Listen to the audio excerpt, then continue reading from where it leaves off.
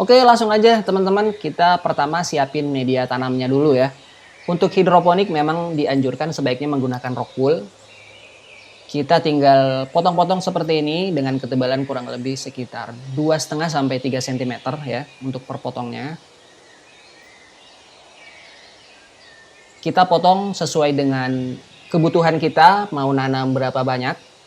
Nah, kayak gini kira-kira. Kemudian kita potong lagi kecil-kecil kotak ya. Kalau saya biasanya ukurannya 3 kali 3 cm kurang lebih. Nggak usah sampai putus ya teman-teman. Nah ini satu potongan ini bisa kurang lebih dapat sekitar 18 kotak kecil ya. Semuanya kita potong-potong. Bebas menggunakan apa ya untuk alat potongnya. Tapi kalau saya biasanya untuk mempermudah, saya pakai gergaji besi yang kayak gini. Selanjutnya kita basahin rock woolnya. Bisa pakai air biasa, pakai air PDAM juga bisa, nggak ada masalah ya teman-teman. Yang penting jangan terlalu basah sampai tergenang gitu, nggak perlu ya. Yang penting dia basah dan lembab kayak gini. Kemudian kita beri lubang. Nah untuk melubangi, saya biasa pakai kayu sumpit ya kayak gini. Nggak perlu terlalu dalam, cukup sekitar setengah sentimeter atau 5 mm saja. Satu kotak rock wool kita lubangin satu buah lubang.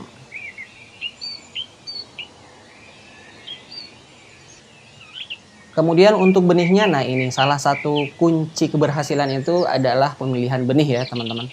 Saya biasa pakai yang Green Food Soy ini, merek Tafung. Atau biasa juga pakai yang ini, Nauli F1. Ini dari panah merah ya teman-teman. Nah, benihnya tuh kayak gini. Jadi dia biji kecil-kecil. Ini nanti kita masukin satu-satu ya. Caranya kayak gini. Kayu sumpit tadi dibasahin dulu ujungnya di rock wool. Kemudian tinggal ditempelin ke satu biji pakcoy. Nah, ini dia langsung nempel teman-teman. Kelihatan nggak ya? Ini langsung kita masukin ke rock wool. Satu lubang cukup satu biji pakcoy. Dimasukin satu-satu ya. Nah hasilnya kayak gini teman-teman. Kalau sudah, ini akan kita simpan. Saya biasanya tutup pakai infraboard ya. Yang kayak gini. Karena kalau pakai infraboard ini kita bisa numpuk kayak gini ya. Ditumpuk di atas. Jadi lebih hemat tempat lah ya. Tapi kalau tidak punya infraboard, ini kita bisa pakai kantong plastik hitam kayak gini. Nggak ada masalah. Yang penting dia bisa nutup dan terlindung dari cahaya untuk 24 jam. Nah ini kita simpan.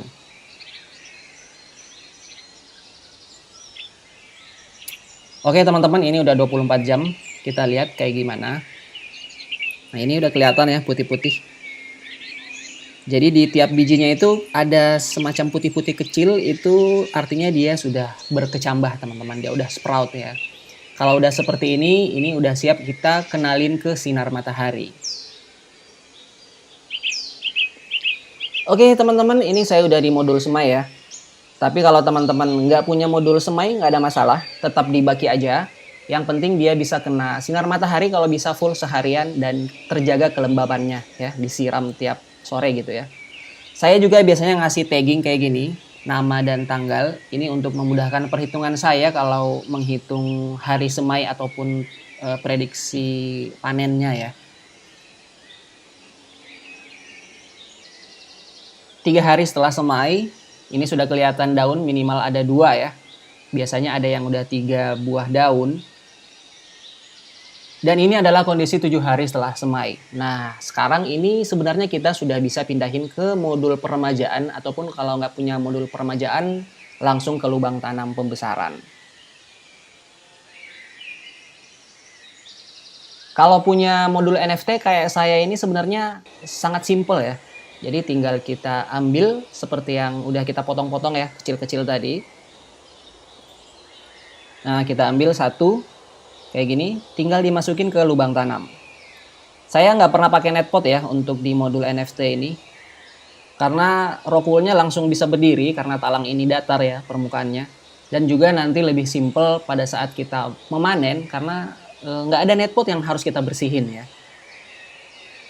Nah, di modul pembesaran ini nanti kita akan menjaga nutrisinya. Kalau saya untuk pakcoy itu saya jaga di EC2 ya.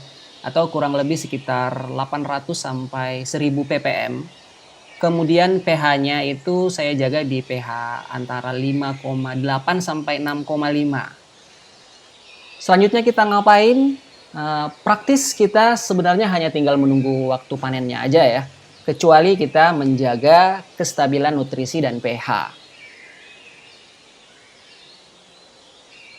Oke teman-teman, ini adalah kondisi 14 hari setelah semai. Nah di sini kita lihat sudah sangat kelihatan daun ya, udah berbentuk pakcoy lah ini ya.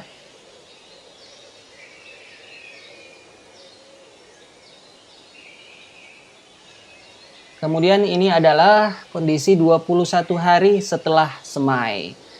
Kalau kita lihat sekarang ini ukuran daunnya ini kurang lebih sekitar berdiameter 5 cm. Sudah mulai cukup besar ya.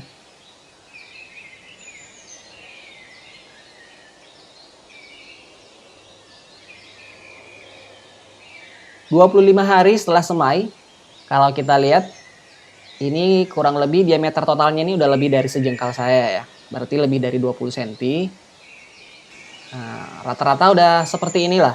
Cuman ini belum layak panen ya teman-teman.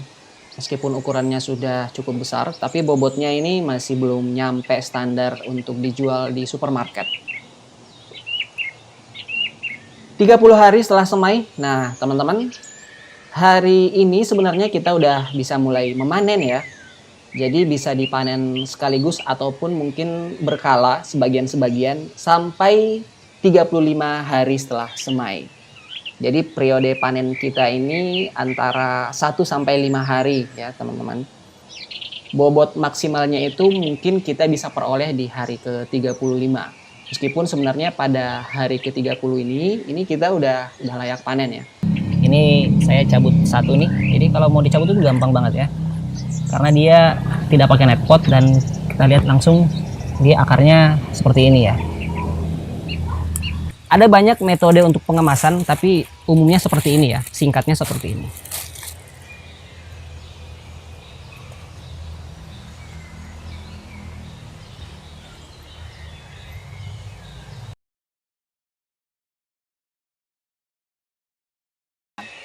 Seperti biasa kita siapin dulu media tanamnya. Nah ini adalah rockwool. Nanti kita langsung tinggal potong seperti ini.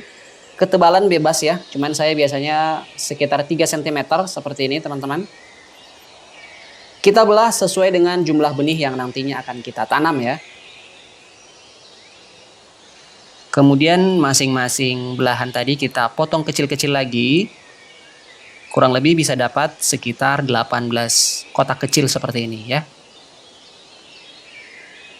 Kemudian media tanam bisa kita basahi dan kita lubangi menggunakan kayu sumpit seperti ini.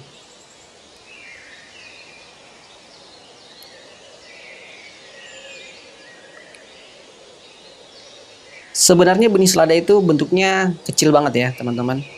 Cuma sama produsennya ini masing-masing butir benih itu sudah dibalut sama semacam tanah liat gitu teman-teman. Jadi bentuknya kayak pil, bulat-bulat kayak merica gini ya. Nah, dan inilah ciri khas dari benih selada impor. Nah, dengan benih yang sudah dilapisi pil seperti ini, tentunya sangat memudahkan untuk disemai ke media tanam, teman-teman. Jadi kayak gini, tinggal dimasuk-masukin saja ke lubang yang tadi sudah kita buat.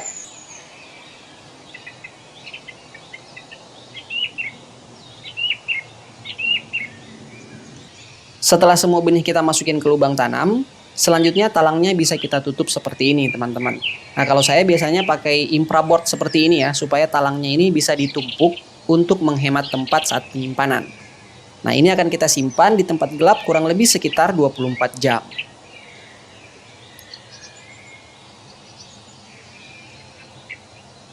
Teman-teman, ini udah 24 jam. Kita akan lihat seperti apa. Nah, ini ya. Jadi ini ada putih-putih, ini artinya dia sudah berkecambah, teman-teman. Selanjutnya bisa kita pindahkan ke modul semai kalau misalnya teman-teman punya modul semai seperti punya saya. Tapi kalau nggak punya modul semai juga nggak ada masalah, teman-teman. Yang penting rock wool ini bisa tetap lembab dan terkena sinar matahari kalau bisa sepanjang hari ya.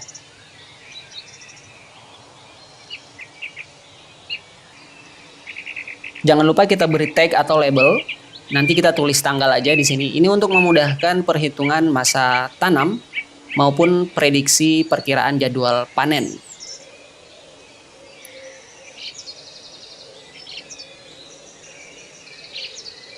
Oke teman-teman, ini adalah kondisi 3 hari setelah semai.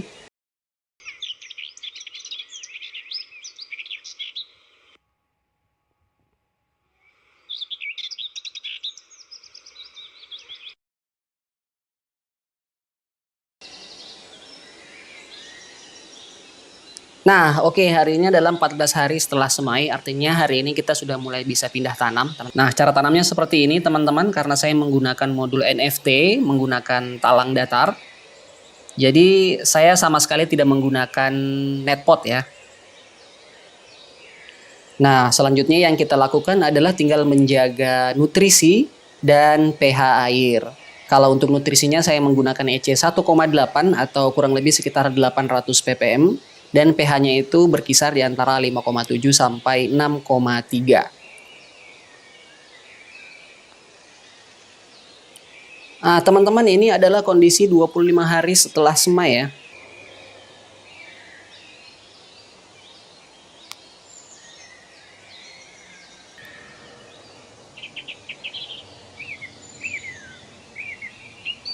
...35 hari setelah semai, teman-teman. Hari ini sebenarnya sudah bisa mulai kita panen ya. Nah, ini bobotnya sebenarnya sudah cukup ya untuk kita panen. Ini sudah di antara 100 sampai 200 lah kurang lebih ya. 100 sampai 200, mungkin sekitar 150-an per batangnya.